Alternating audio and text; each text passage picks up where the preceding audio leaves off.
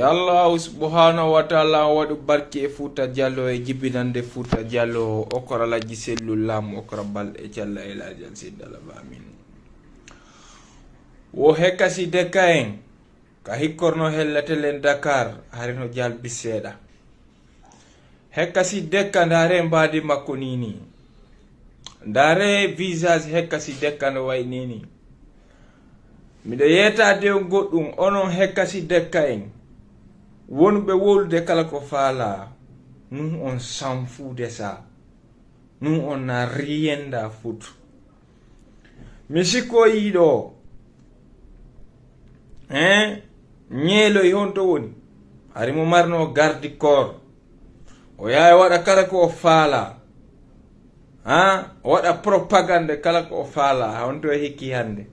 Ousmane ñeeloy ko yeeso mon ɗo waɗi ko waɗi ko ka hande honto hikkuy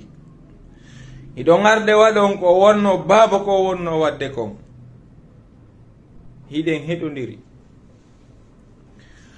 heɗodiri wo ndo sogolo fiɗa banu adama wo ko yimɓe makko ko ɓen hokkoto e mum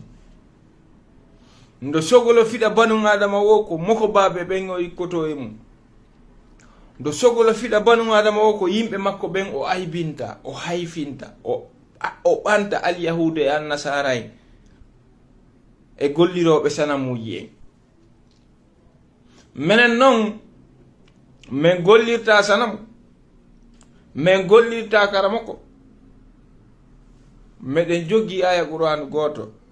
himo wiye fa qalu hasbunallahu wa ni'mal wakil ko on men holori ko on men jogiti ko on men gollitirta ndo on non no nanga on ndo on non no tura on ko wonɗo yewtude ɗo ɗiɗi konguɗi ɗi yewtudon ɗo ɗiɗi konguɗi ɗi wonɗon tuttude ɗo min jaboyto on ɗi inchallahu monsieur Sellou Dalein Diallo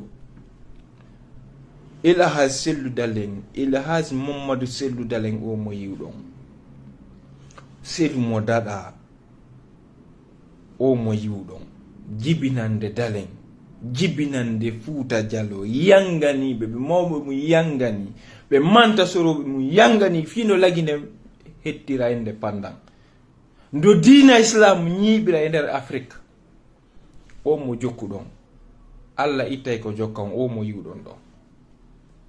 o laamoto e leydi lagine ndin o dirisa ndi on fof ngalɗon